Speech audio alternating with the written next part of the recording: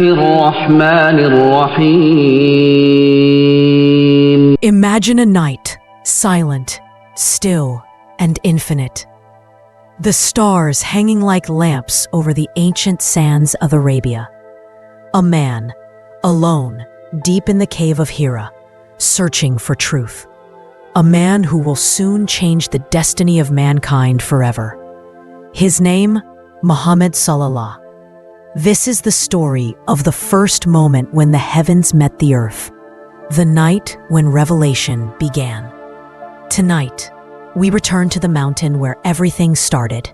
It was the year 610 AD.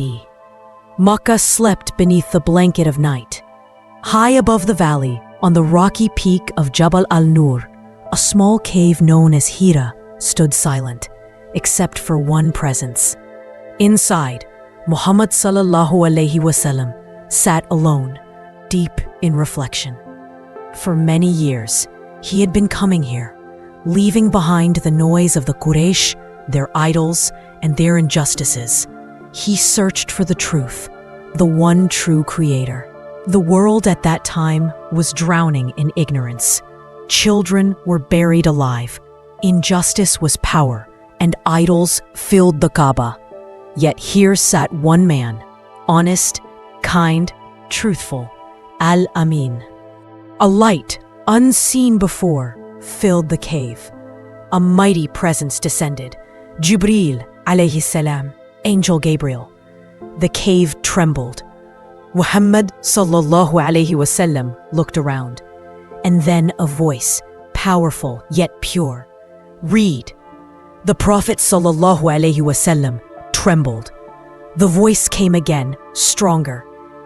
Iqra bismi rabbika alladhi khalaq. Read in the name of your Lord who created. The words were not human. They flowed into his soul, burning yet calming, majestic yet merciful. This was the first revelation, the beginning of the Quran. The first light of Islam had dawned. Muhammad sallallahu alayhi wasallam rushed down the mountain, his heart pounding. He went straight to his beloved wife, Khadija radiyallahu anha. Cover me, he said, trembling. She covered him gently, held him close, and listened as he told her everything. Khadija radiyallahu anha comforted him, saying, By Allah, Allah will never disgrace you.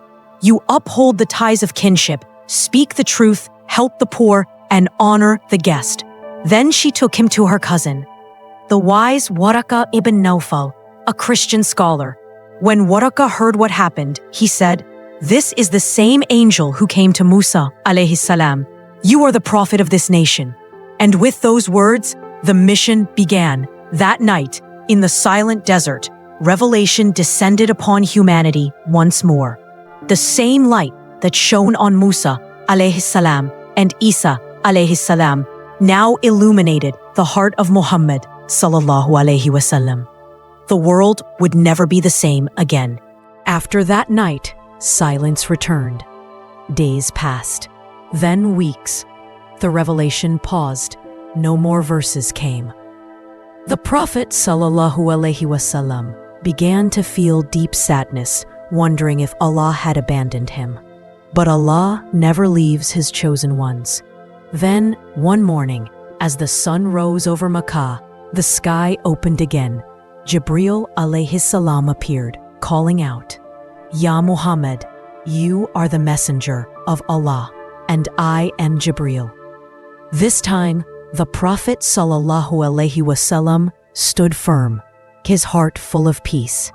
Soon, new verses came, calling him to rise and warn his people. O you who covers himself, arise and warn.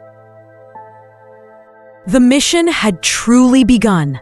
He first shared the message privately with those closest to him. His noble wife Khadija radiyallahu anha, the first to believe. His loyal friend Abu Bakr radiyallahu anhu, who accepted without hesitation. His young cousin Ali radiyallahu anhu, still a boy. His faithful servant Zayd ibn Haritha radiyallahu anhu.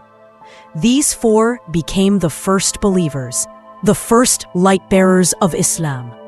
As days turned into weeks, the Prophet ﷺ began teaching in secret in the house of Al-Arqam ibn Abi Al-Arqam radiyallahu anhu. There, men and women came quietly to learn the Quran, to hear the words that shook hearts and healed souls. The message was simple. There is no God but Allah, and Muhammad ﷺ is his messenger. But soon the Quraysh began to notice. Their anger grew. How dare Muhammad ﷺ insult our gods, they said. But the Prophet ﷺ remained calm, patient, and steadfast. Through every insult, every threat, he smiled, because he knew this message was from Allah, and it would spread beyond deserts, oceans, and centuries. One night, standing under the stars, he looked toward the Kaaba and whispered, "O my people, I wish you could see the truth." The desert wind carried his words across time, reaching us today. That is the beauty of revelation. It never fades. From the cave of Hira to every corner of the world, the message of light began. The Prophet Mohammad ﷺ was not just a messenger, he was a mercy to all creation. His words awakened hearts lost in darkness, guiding them toward faith, hope, and truth. And that light, born in a silent cave, still shines in every believer's soul today. And so the message continued, softly at first, then stronger with every verse that descended. The hearts of those who heard it began to change, as if light had entered their souls. In the quiet corners of Makkah, faith was being born, one heart at a time. The Quran became their comfort in the darkness, a voice of mercy amidst cruelty. Every verse reminded them that Allah sees, hears, and guides. Though the world around them turned hostile, their conviction only grew deeper, unshaken and pure. From that small gathering in Makkah, the echo of La ilaha illallah began its timeless journey, a whisper that would one day reach every nation under the sky. Allahumma bismika amutu wa ahya. O Allah, in your name I die and I live. And in the morning the sunnah dua to remember is Alhamdulillah alladhi ahyana ba'da ma matana wa ilayhin nushur. All praise is for Allah who gave us life after causing us to die, and to Him is the resurrection.